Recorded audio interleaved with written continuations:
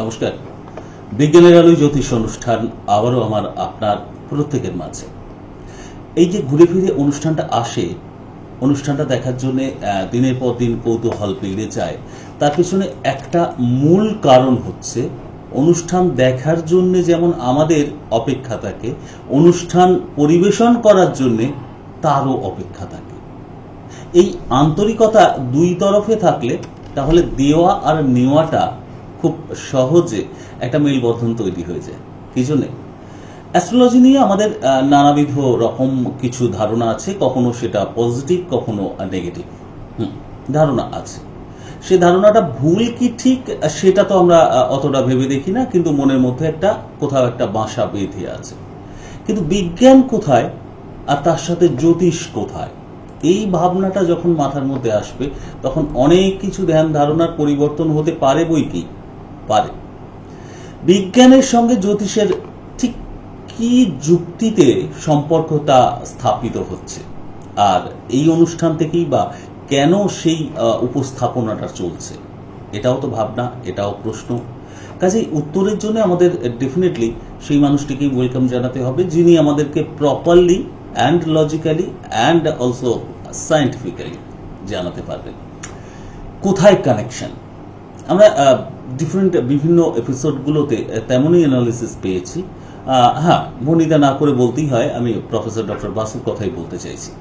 তিনি এবং তার মতো একজন এডুকেটেড পার্সোনালিটি যখন এই অনুষ্ঠানে রিপ্রেজেন্টেশনের জন্য আসেন, তখন কোথাও একটা অ্যাস্ট্রোলজির সেই রিপ্রেজেন্টেশনটা সম্পর্কে আমাদের একটা পজিটিভলি ভীষণভাবে ওয়াইডনেস একটা ভীষণভাবে তৈরি হয়। জ্ঞানের জায়গাটা ছোট্ট বৃত্ত থেকে বৃহৎ জায়গায় পৌঁছায়। এবং এটা অবভিয়াসলি অনেকে বলেন যে সত্যি এভাবেও দেখা যেতে পারে অ্যাস্ট্রোলজিকে, এভাবেও ভাবা যেতে পারে। তিনি ভাবেন, আর তার আগ্রহের জায়গাটা, তার ভালোবাসার জায়গাটা সম্পূর্ণ এই শাস্ত্রকে কেন্দ্র করে। যখন তার মতো একজন শিক্ষিত এবং ভালোবাসার মানুষের কাছ থেকে সেই শাস্ত্র সম্পর্কে এক এক রকমভাবে দৃষ্টিভঙ্গির যুক্তিসঙ্গতভাবে উপস্থাপনটা হবে, যার স্বীকৃতি বিভিন্ন প্রতিষ্ঠান থেকে তাকে স্বীকৃত করা হয়েছে, দেশীয় আন্তর্জাতিক বিভিন্ন প্রতিষ্ঠান থেকে তার স্বীকৃতি। কিন্তু ওই একটাই লক্ষ্য, মানুষকে প্রপারলি জানানো। আর ঠিক সেই লক্ষ্যেই আজকের এপিসোডে আরও কি আমরা প্রপারলি জানতে পারছি অ্যান্ড লজিক্যালি অ্যান্ড সায়েন্টিফিক্যালি জানতে পারছি, সেটার লক্ষ্যে অনুষ্ঠানের মূল পর্বে প্রবেশ করা যাক। ওয়েলকাম জানাই আপনাদের, ওয়েলকাম জানাই প্রফেসর ডক্টর বাসুকে। Welcome sir. নমস্কার। আজকে খুব ইন্টারেস্টিং একটা ব্যাপার নিয়ে আলোচনা করব। আমি প্রায় প্রত্যেক এপিসোডে, ইনফ্যাক্ট গত এপিসোডে আমি বলেছিলাম এই অ্যাস্ট্রোলজি ফিল্ডটা খুব ইন্টারেস্টিং, তার কারণ এখানে প্রচুর দিক, ভার্সেটাইল ফিল্ড, ডিফারেন্ট ফিল্ড এক জায়গাতে অ্যামালগামেট করেছে, মার্জ করেছে। তো অ্যাস্ট্রোলজি নিয়ে ভালো করে যদি আমাদের জানতে হয়, প্রচুর পড়াশোনা করতে হয়। এই কারণেই অ্যাস্ট্রোলজির সঙ্গে যে সাবজেক্টগুলো, যে ফিল্ডগুলো ইনভলভ, সেই ফিল্ডগুলোতেও একটা বেসিক নলেজ, যতটা পারা যায় নলেজ গ্যাদার করা সম্ভব উচিত। তার কারণ সেটা না করলে আমরা অ্যাস্ট্রোলজির বিভিন্ন ভার্সেটালিটি এর রসটা আস্বাদন করতে পারবো না। সেরকম ভাবে আমি বলেছিলাম অ্যাস্ট্রোলজির প্রচুর ব্রাঞ্চ আছে। আজকে একটা ইন্টারেস্টিং ব্রাঞ্চ নিয়ে আমি আলোচনা করব, that is called medical astrology. কিভাবে আমাদের এই মেডিকেল সায়েন্স যেরকম মানুষকে ডায়াগনোসিস করে, তার বিভিন্ন রোগ নির্ধারণ করে তার চিকিৎসা করে, তো অ্যাস্ট্রোলজি কি সেই ক্ষেত্রে কোন রকম কন্ট্রিবিউশন আছে অ্যাস্ট্রোলজি? উত্তর জানাই আছে। তার আগে বলি যে অ্যাস্ট্রোলজিতে আমাদের আগে একটা এপিসোডে বলেছিলাম, এখানে এই হোমিওপ্যাথির সঙ্গে খুব নিবিড়ভাবে সম্পর্কযুক্ত। তার মানে ধরে নেবেন না যে অ্যালোপ্যাথির বিরুদ্ধে অ্যাস্ট্রোলজি, তা কিন্তু না। ঠিক কোন জায়গাটা সম্পর্ক, কোন জায়গাটা এই বন্ডিংটা বেশি আর কোন জায়গায় কম, সেটা তো ছোট্ট করে বলে শুরু করি। হোমিওপ্যাথিতে একটা কথা আছে, সিমিলিয়াস বা সিম্বিয়াস, অর্থাৎ সদৃশ্য বিধান চিকিৎসা। অনেকে অ্যালোপ্যাথিতে বলা হয় বিসদৃশ্য বিধান চিকিৎসা, সেটা আমি যাচ্ছি না, সে ব্যাপারে যারা এক্সপার্ট ডক্টরসরা তারা ভাববেন। আমি যে জায়গায় আলোচনা করতে যাচ্ছি, এই সদৃশ্য বিধান চিকিৎসা হোমিওপ্যাথি আর অ্যাস্ট্রোলজির মধ্যে কোন জায়গায়, বহু জায়গায় মিল আছে। এই মুহূর্তে একটা কথা বলি, হোমিওপ্যাথিতে আমরা আগে কি করি, কোনো কিছু মানুষের যা রোগ আছে সেটাকে রুট থেকে বার করে পার্মানেন্টলি কিওর করার চেষ্টা করা হয়। এবং অনেকটা কথা আছে দেখো, হোমিওপ্যাথি একটু বেশি সময় লাগে হোমিওপ্যাথি চিকিৎসাতে, তার কারণ ওই রুট থেকে টোটাল ডিজিজটাকে সম্পূর্ণ সরিয়ে দেওয়ার জন্যে, ডিজিজটাকে, অঙ্গটাকে নয়। অর্থাৎ একটা সিস্ট হয়েছে আমার শরীরে, সেটা আমার শরীরের অঙ্গ, সিস্টটাকে কেটে বাদ দেওয়া কি সবসময় উচিত, নাকি যদি সম্ভব হয় সেটাকে ওখানে রেখেই আস্তে আস্তে সারিয়ে দেওয়া উচিত, এবং সেটা সারাতে গিয়ে তার কোনো সাইড এফেক্ট অর্থাৎ আরো কোনো রোগ আর যেন তার না আসে ভবিষ্যতে, সেই দিকটাতে যদি হোমিওপ্যাথিতে খুব ভালো করে চিকিৎসা করা যায়, অর্থাৎ সিমটোমেটিক ট্রিটমেন্ট নয়, ট্রিটমেন্টটা হয় সেই মায়োজমেটিক, অর্থাৎ একজনকে, রোগীকে তার কেস হিস্ট্রি নিয়ে তার মায়োজোম ভালো করে জানতে হয়। সে কোন মায়োজোমের, সে কি শরিক মায়োজোম, সে কি সিফিলিটিক মায়োজোম, সে কি ম্যালিগন্যান্ট মায়োজোম, সে কি এই ধরনের 4-5টা মায়োজোম আছে হোমিওপ্যাথিতে, সেগুলো ভালো করে জানতে হয়, বুঝতে হয়, তারপরে কেস টেকিং করার পর জানা যায়, এবং সেই অনুযায়ী ওষুধ দিতে হয়, ঠিক পাওয়ার দিতে হয় সেই অনুযায়ী। পাওয়ারটা খুব খুব ভেরি ভেরি ইম্পর্টেন্ট। পাওয়ারটা কত পটেন্সির ডোজ দরকার হয়, তাই একেবারে যার যা পটেন্সি দরকার এর থেকে বেশি পাওয়ার দিলে কি হবে, সঙ্গে সঙ্গে রোগটা হয়তো সেরে যাবে। হয়তো আপনার স্ক্রিন ডিজিজ হয়েছে, স্ক্রিন ডিজিজ সঙ্গে সঙ্গে সেরে গেল, কিন্তু 4-5 মাস পর দেখা গেল লাংসের প্রবলেম শুরু হয়ে গেল। একটা সময় রিলেটেড অনেক ক্ষেত্রে এটা করে থাকে, ঠিক আছে। তার জন্য হোমিওপ্যাথি করে একটু আস্তে আস্তে, বিশেষ করে ক্রনিক ট্রিটমেন্টের দরকার হয়, সেখানে আস্তে আস্তে স্লোলি ট্রিটমেন্টটা করে পার্মানেন্টলি কিওর করে দেয়। অনেক সময় এই ক্রনিক ডিজিজের ক্ষেত্রে অ্যালোপ্যাথিতে সেভাবে রেসপন্স পাওয়া যায় না, বা পেতে গেলেও তার জন্য খুব ভালো রকম মাপের চিকিৎসা দরকার হয়। যাই হোক, তো ঠিক অ্যাস্ট্রোলজিতে তার সঙ্গে কোন দিকে রিলেশনটা, কোথায় অ্যাস্ট্রোলজি আর হোমিওপ্যাথি একই জায়গায় মেলে, সেটা হচ্ছে আমাদের এই সদৃশ্য বিধান চিকিৎসা হোমিওপ্যাথি, অ্যাস্ট্রোলজি তাই। আমি অ্যাস্ট্রোলজিক্যালি তার চার্ট সবকিছু দেখে, আমি তো বর্গ বিভাজন অর্থাৎ ডিভিশনাল চার্ট কথা আপনারা অলরেডি জেনে গেছেন সব দর্শক, যে আমি কিভাবে চার্ট দেখি। একজনের জন্য প্রায় 18 থেকে 20টা চার্ট করতে হয়, একটা দুটো নয়। এতে জানা যায় এক্সাক্ট পাওয়ারটা কি লাগে। যদি রেমেডি দিতে হয়, যদি অ্যাস্ট্রোলজিক্যাল রেমেডি অর্থাৎ জেমস্টোন যদি দিতে হয়, যদি আমাদের রত্ন পড়তে হয়, তাহলে ঠিক কি রত্ন পড়তে হবে এবং কতটা তার পাওয়ার দরকার, আর আমি কোন রত্নগুলো দেবো, তার জন্য বেসিক জায়গাটা পড়াশোনা করা দরকার, যেটা ডিপ্লোমা লেভেলে আমরা স্টুডেন্টদের পড়তে বলি ভালো করে। ডিপ্লোমাটা খুব ইম্পর্টেন্ট। আপনি গ্রাজুয়েশন, মাস্টার্স অ্যাস্ট্রোলজিতে করবেন, পিএইচডি করবেন, কিন্তু এই বেসটা ক্লিয়ার না হলে আপনি করতে পারবেন না। ডিপ্লোমাটা কিন্তু সহজ নয়। যেসব স্টুডেন্ট পড়াশোনা করছেন, অ্যাস্ট্রোলজি ডিপ্লোমা করছেন, বলবো যে ম্যাক্সিমাম এফোর্ট ডিপ্লোমাতে দিন। ডিপ্লোমা যদি আপনার স্ট্রং না থাকে, আপনি গ্রাজুয়েশন, মাস্টার্স, আপনি পিএইচডি এগুলো করতে পারবেন না ইচ্ছা থাকলেও। তো এইখানে শেখানো হয় যে কোন লগ্ন সাপেক্ষে কোন গ্রহ শুভ এবং অশুভ। যদি অশুভ গ্রহকে পাওয়ার দেওয়া হয়, তাহলে কি হয়ে গেল, ব্যাপারটা বিসদৃশ্য বিধান চিকিৎসার মধ্যে হয়ে গেল, অর্থাৎ চিকিৎসায় কাজ হবে না, হিতে বিপরীত হবে। এখানে সদৃশ্য বিধান চিকিৎসা অর্থাৎ হোমিওপ্যাথির মতন যে গ্রহগুলো শুভ বা অশুভ নয়, যদি দরকার হয় সেই গ্রহগুলোকে আমি পাওয়ার দেবো, না হলে নয় কখনোই। এবং শুভ অশুভ ডিপেন্ড করে লগ্ন সাপেক্ষে। লগ্ন সাপেক্ষে শুভ অশুভ দেখতে হয়, এবং বিভিন্ন রুল আছে, এই রুলগুলোকে ঠোঁটস্থ করতে হয়। যেমন আগের দিন বৌমা বলেছি, বৃশ্চিক লগ্নেতে বৃহস্পতি মারক, কারণ দ্বিতীয় পতি, পঞ্চম পতি হলেও দ্বিতীয় পতি। কিন্তু এই বৃহস্পতিকে কি আমি পাওয়ার একেবারেই দেবো না, কখন দেবো? যদি এই বৃহস্পতি দ্বিতীয় স্থানে থাকে তাহলে মারকত্ব বৃদ্ধি পায়, বা দ্বিতীয় পতির সঙ্গে কোনোভাবে যুক্ত হয়ে আছে, কোন রকম ইনফ্লুয়েন্স আছে, তাহলে মানে অন্যান্য ম্যালিফিক প্ল্যানেটের সঙ্গে এই দ্বিতীয় পতিতে বৃহস্পতির কোন রকম কানেকশন আছে, যেখানে বৃহস্পতিকে পাওয়ার দিলে কাজ হবে না, বৃহস্পতিকে দেবো না।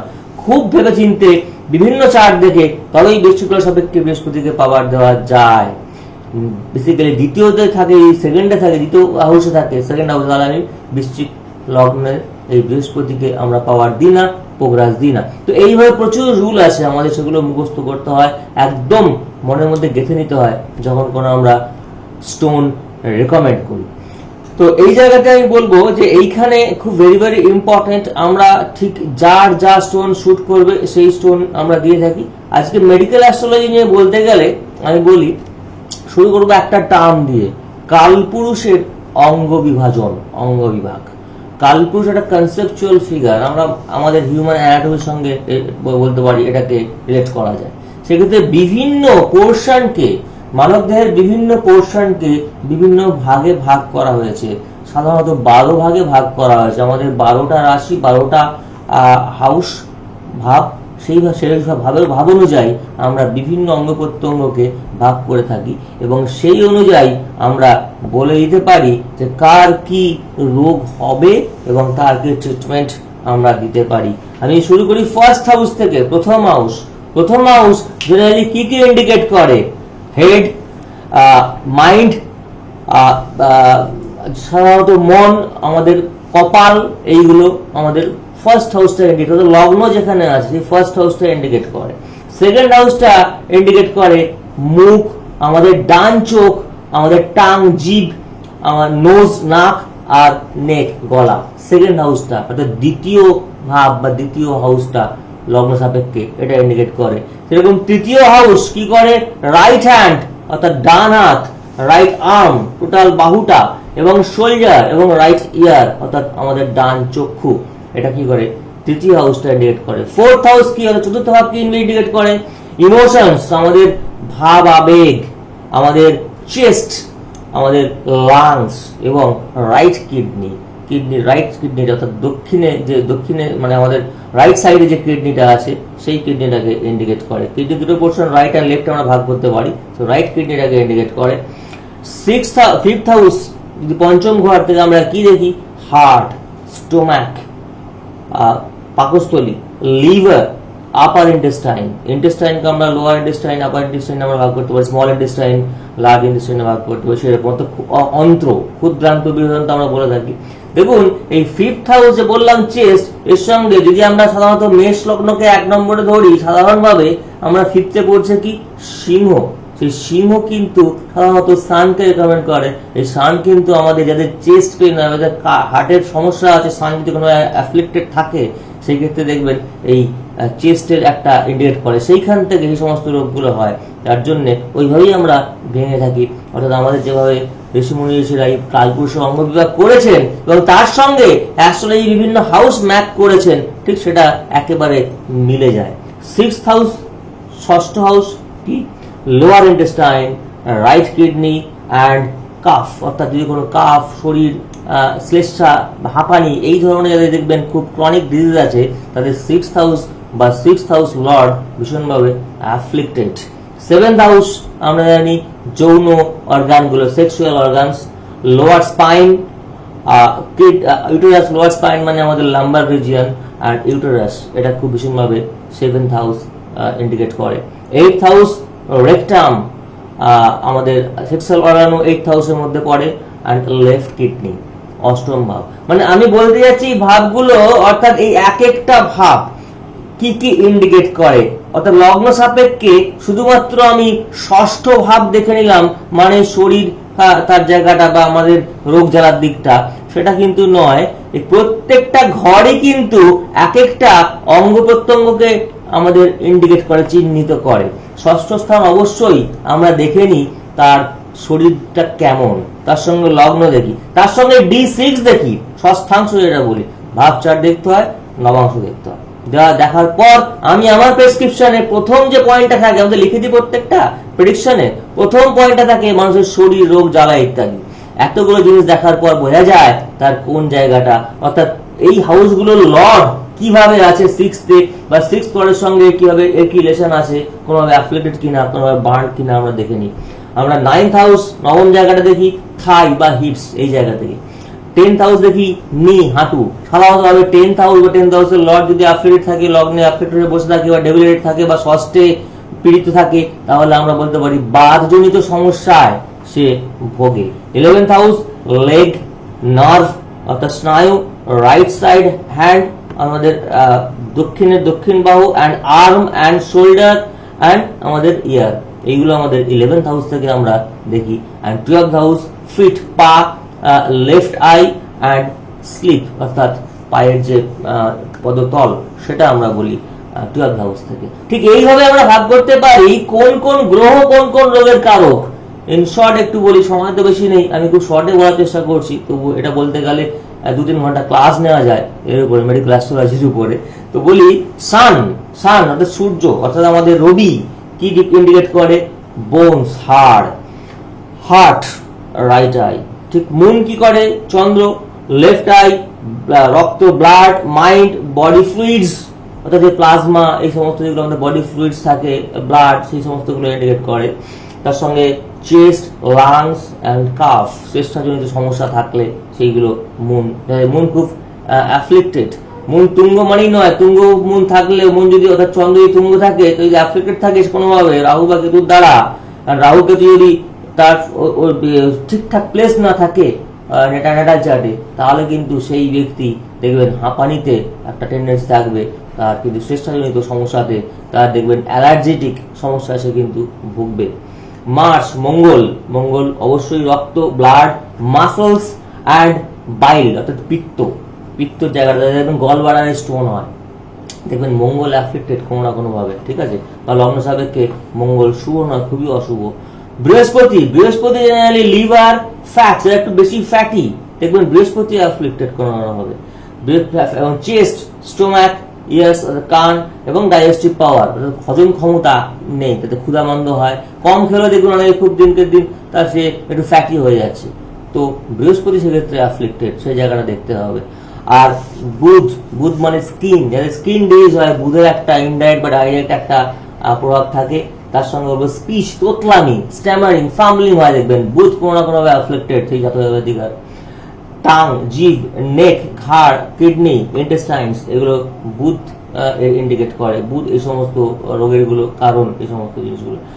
Venous, Shukra, sexual organs, sign of skin, hormones, hair, generally ওই পাইলস, ফিস্চুলা বা আরো যে সমস্ত যৌন রোগগুলো থাকে, শুক্র কোনো না কোনোভাবে অ্যাফ্লিক্টেড। শুক্র তুঙ্গ হলেই সব, তুঙ্গ জায়গায় সব গ্রহই ভালো পাওয়া যায়, কিন্তু তুঙ্গ গ্রহের সঙ্গে যদি অন্যান্য আরো ভীষণভাবে ম্যালিফিক প্ল্যানেটের একটা প্রভাব থাকে, তাহলে সেই ফলটা পুরোপুরি দেয় না। এবং এটা কখন ঘটবে এই রোগ জ্বালাগুলো? যখন তার ডিএপি দশা, অন্তর্দশা, প্রত্যন্তর দশাতে সেই গ্রহের প্রভাব থাকবে। একটা কথা আপনাদের বলে দিই, লগ্নে ইন ট্রানজিট আমরা দেখি, অর্থাৎ আমি আজকে দেখবো, আজকে আমার কাছে যদি কেউ আসে, তার ন্যাটাল চার্ট দেখবো, তার date of birth, time, place, তার সঙ্গে আজকের দিনে গোচরে কি কি প্ল্যানেট কিভাবে আছে। যখন লগ্নপতি যখন লগ্নের উপর দিয়ে যায়, মনে রাখবেন গোচরে বলছি, লগ্নপতি যখন লগ্নে গোচরের উপর দিয়ে যায়, তখন কিন্তু সব সময় শরীর ওভার ভালো থাকবে।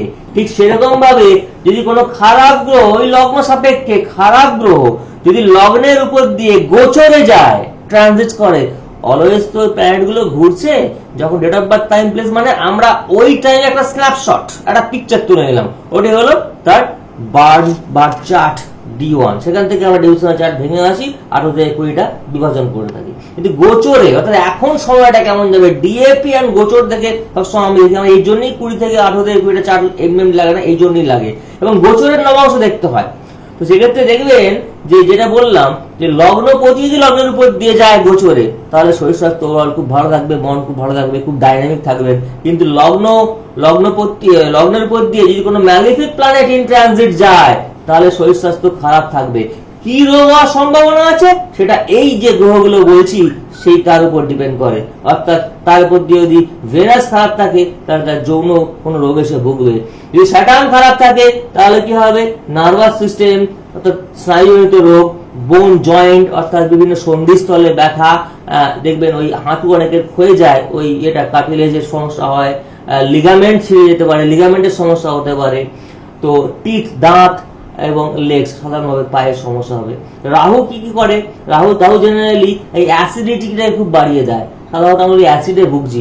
আমাদের দেশে নর্থ ইস্টার্ন রিজিয়নে বেশিরভাগ মানুষের রাহু কেতু খুব একটা ভালো জায়গায় থাকে না সাধারণভাবে। সেটা আমাদের ওভারঅল একটা জাগতিক জ্যোতিষের মধ্যে পড়ে। আমরা যেভাবে বাস করি, যে ল্যাটিটিউড লঙ্গিটিউডে বাস করি, জেনারেলি যে এরিয়াটা কভার করে, সেখানে রাহু কেতু একটা খারাপ প্রভাব অন অ্যান অ্যাভারেজ থেকেই যায়। তো সেই ক্ষেত্রে রাহুর জন্য আমরা বলি নার্ভাস সিস্টেম, হেডেক, মাথা যন্ত্রণা, এই সমস্তগুলো থেকে একটা নার্ভাস সিস্টেমের সমস্যা করার সময় আমরা খুব স্ট্রেসড হয়ে পড়ি মেন্টালি। দেখবেন আমরা সাউথের লোকের থেকে জেনারেলি আমরা নর্থ ইস্টার্ন লোকেরা একটু অল্পেতে টেনশন করি, স্ট্রেসড হয়ে যাই। এটা আমাদের ওভারঅল সমস্যা, আমাদের স্থানজনিত সমস্যা। যেটা বলেছি, date of birth, time and প্লেসটা is very very important in astrology. এই জায়গাতে এটা আমরা প্রমাণ করে দেখো ভীষণভাবে। কেতু, বডি অ্যাসিড, একইভাবে স্প্লিনটাকে খুব দেখা আমাদের করে, আর বাইলস, পিত্ত। তো এই জায়গাগুলোকে আমরা এইভাবে দেখে থাকি। আজকে কতটা সময় আছে দেখে কিছু স্পেসিফিক ডিজিজ বলবো, যেগুলো কি কি থাকলে গ্রহগুলো কোন গ্রহের সঙ্গে কি গ্রহের একদম সময় প্রায় শেষের দিকে, আর 2-3 মিনিট হাতে সময় আছে, কিন্তু আমরা ভীষণ ইন্টারেস্টিং জায়গায় রয়েছি। সেক্ষেত্রে আরো জেনে নিতে চাইবো যতটা পসিবল হয়। আর বন্ধুরা তো এর মধ্যে যারা ইন্টারেস্টেড, আলাদা করে বলার অপেক্ষা রাখে না যে প্রফেসর ডক্টর বাসুর সঙ্গে যারা কনসাল্ট করতে চান, তারা ওয়েজ গুলো জানেন, অনলাইন বুকিং, ফোনের মাধ্যমে বুকিং বা চেম্বারে এসে বুকিং, এবং সেটা বিফোর টাইমে এসে বুকিং, এবং যার জন্য বুকিং করাবেন, দেখাতে চাইবেন, তার জন্য তার সম্পূর্ণ বার্থ ইনফরমেশন সহকারে বুকিং করতে হবে। এটা আপনারা জানেন। কাজেই সেই ক্ষেত্রে সেগুলো বলে সময় নষ্ট অযথা করতে চাইবো না, কিন্তু সেটা ভীষণ এসেন্সিয়াল তাদের জন্য যারা ইন্টারেস্টেড। সেক্ষেত্রে হেল্পলাইন নাম্বার, এগুলো যাবতীয় যা এই টিভি স্ক্রিন থেকেও নোট ডাউন করে নিতে পারেন। আর পৌঁছে যেতে পারেন কালীঘাটের চেম্বারে, ফরচুনা, সেখানে তো ওই গ্রিক চার্চের পাশে, ট্রামডিপোর পাশে, জানেন সাঁতরাগাছিতে আছেনই। তবে ওই বিফোর টাইমে আপনাকে একটু বুকিংটা করতে হবে। এই ইনফরমেশনটা মাথায় রাখুন প্লিজ। এই মুহূর্তে আমরা সময়কে কাজে লাগিয়ে শেষ প্রান্তে আরো বিশেষ প্রচুর তো রোগ আছে, আমরা রোগের সম্বন্ধে জানি, এবং কোন কোন প্ল্যানেটের সঙ্গে কি অবস্থা থাকলে সাধারণভাবে কি রোগ হতে পারে, বলতে গেলে তো লম্বা হিস্ট্রি। কিন্তু আমি আজকে বিশেষ খুব ইম্পর্টেন্ট কিছু ডিজিজের কথা বলবো, যেটা প্রায় মানুষের ভুগে থাকেন, আমার কাছে আসেন, এবং তার প্রতিকার যদি সম্ভব হয় আমি দিয়ে থাকি, এবং নিয়ে ভালো থাকেন। তবে ঠিকঠাক অরিজিনাল ভালো কোয়ালিটির যদি প্রতিকার নেওয়া হয়, নিলে ভালো কোয়ালিটি নিতে হয়, না হলে ওই খারাপ কোয়ালিটির কিছু নিয়ে পরে আমার কাছে এসে বলা হয় যদি যে স্যার কাজ হচ্ছে না, তাহলে না, আপনি যেখান থেকে পারেন নিতে পারেন, আমাকে দেখে নিতে হবেন। আর আমার কাছে যদি স্টোন নেওয়া হয়, তাহলে আমি ভীষণভাবে বলি, খুব ভালো রকম ভাবে আমি দেখে নিজে বেছে এই স্টোন দিই। আজকে সময় নেই, আরেকদিন আমি দেখাবো কি ধরনের স্টোন কিভাবে কোথায় পড়লে ভালো হয়। এবং অনেকে দেখবেন এই বাইসেপস বা আর্মলেটে, বাজুতে স্টোন পড়ে না। আমি বারবার বলি এই বাজুতে স্টোন পড়তে এটা অনেক বেশি এফেক্টিভ।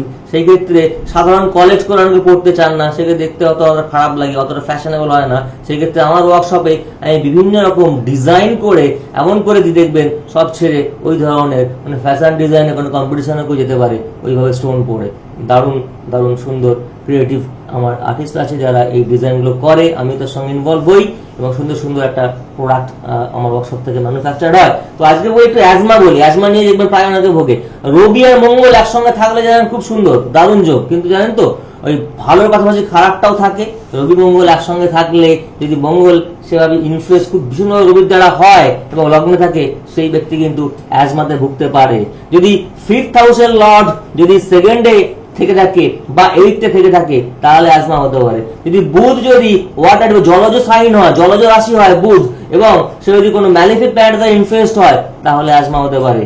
যদি রাহু এবং চন্দ্র একসঙ্গে সেকেন্ড হাউসে থাকে, তাহলে অ্যাজমা হতে পারে। ঠিক সেভাবে আই ডিজিজ, চোখের জায়গায়, এরকম অনেক আছে। এক্ষেত্রে আমরা রাহু এবং মুনের একটা থাকে, সাটানের প্রভাব থাকে। আজকে সময় বেশি নেই, তো আমি পরে একদিন ডিজিজ বলবো, এবং আমার অন্যান্য স্টোন রেমেডিগুলো বলবো কিভাবে আমাদের ওয়ার্কশপে বিভিন্ন রকম ম্যানুফ্যাকচার করবো। তো আজকে বোধহয় সময় নেই, একেবারেই সময় শেষ। কিন্তু কোথাও একটা পজিটিভলি অ্যাকসেপ্টও করলাম, এবং সেটাকে এবার ইউটিলাইজ কিভাবে করব সেটা ভাবনার ভীষণ জায়গা রয়েছে আপনাদের কাছে। সেই ডিসিশনটা মেক করতে পারবেন, হ্যাঁ, আমাদের শুভকামনা নিশ্চয়ই থাকবে।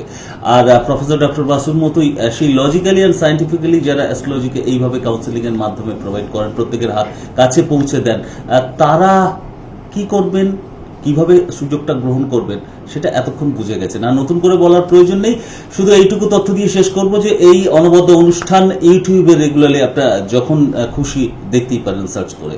আজকে বিদায় জানাবো, কারণ আর সময় শেষ। নেক্সট এপিসোডে দেখা হবে। ভালো থাকুন সবাই। ভালো থাকবেন, সুস্থ থাকবেন। নমস্কার।